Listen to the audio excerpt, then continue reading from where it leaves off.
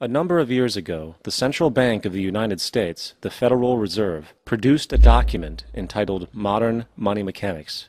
This publication detailed the institutionalized practice of money creation as utilized by the Federal Reserve and the web of global commercial banks it supports. On the opening page, the document states its objective. The purpose of this booklet is to describe the basic process of money creation in a fractional reserve banking system.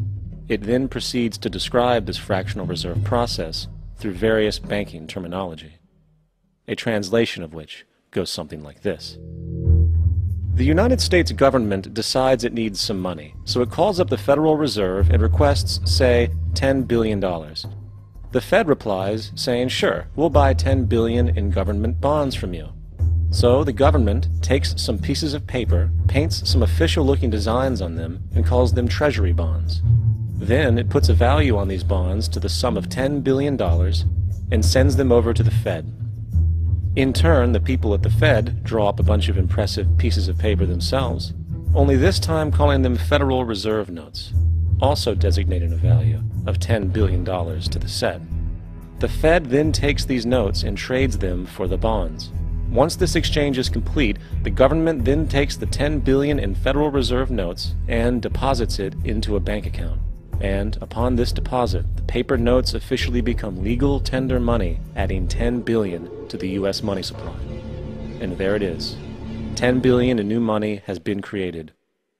Of course, this example is a generalization, for, in reality, this transaction would occur electronically, with no paper used at all. In fact, only 3% of the U.S. money supply exists in physical currency. The other 97% essentially exists in computers alone.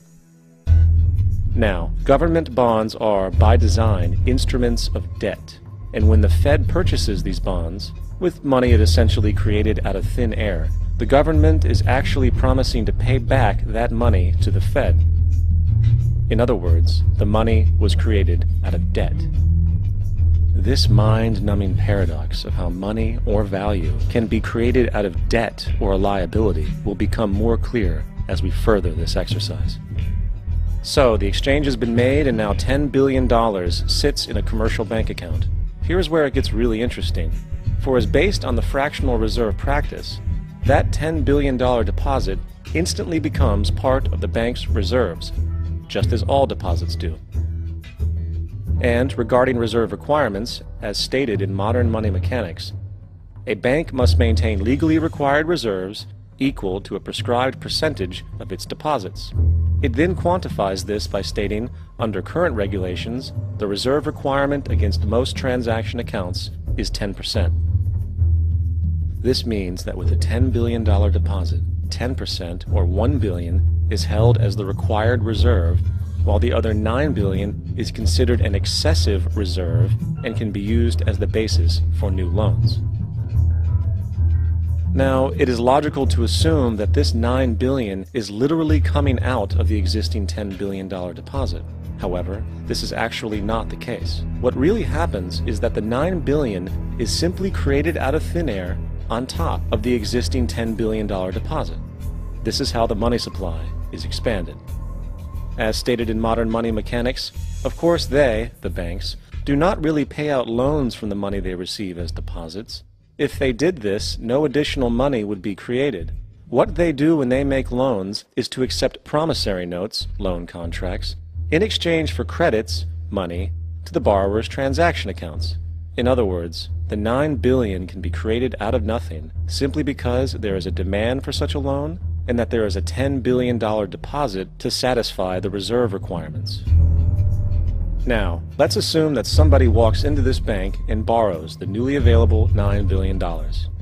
They will then most likely take that money and deposit it into their own bank account. The process then repeats, for that deposit becomes part of the bank's reserves.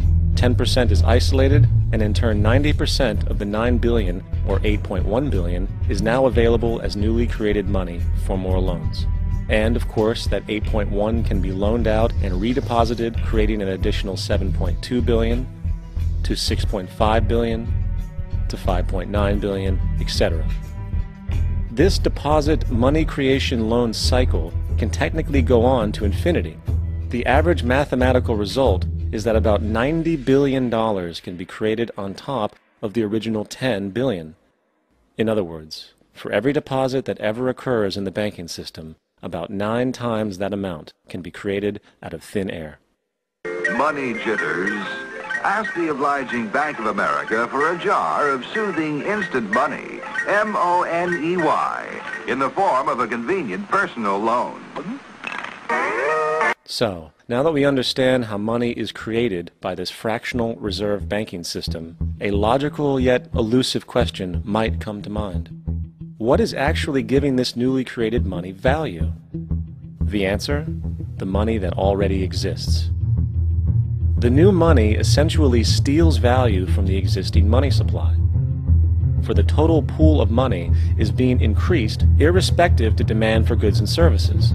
And as supply and demand finds equilibrium, prices rise, diminishing the purchasing power of each individual dollar. This is generally referred to as inflation, and inflation is essentially a hidden tax on the public. What is the advice that you generally get? And that is, inflate the currency. They don't say debase the currency. They don't say devalue the currency. They don't say cheat the people who are saved. They say lower the interest rates. The real deception is when we distort the value of money. When we create money out of thin air, we have no savings, and yet there's so-called capital. So my question boils down to this: how in the world can we expect to solve the problems of inflation, that is, the increase in the supply of money, with more inflation? Of course, it can't. The fractional reserve system of monetary expansion is inherently inflationary. For the act of expanding the money supply, without there being a proportional expansion of goods and services in the economy, will always debase a currency. In fact, a quick glance at the historical values of the US dollar versus the money supply reflects this point definitively, for the inverse relationship is obvious. $1 in 1913 required $21.60 in 2007 to match value. That is a 96% devaluation since the Federal Reserve came into existence. Now, if this reality of inherent and perpetual inflation seems absurd and economically self-defeating, hold that thought, for absurdity is an understatement in regard to how our financial system really operates. For in our financial system, money is debt. And debt is money. Here is a chart of the U.S. money supply from 1950 to 2006. Here is a chart of the U.S. national debt for the same period. How interesting it is that the trends are virtually the same. For the more money there is, the more debt there is. The more debt there is, the more money there is. To put it a different way, every single dollar in your wallet is owed to somebody by somebody. For remember, the only way the money can come into existence is from loans. Therefore, if everyone in the country were able to pay off all debts, including the government, there would not be $1 in circulation.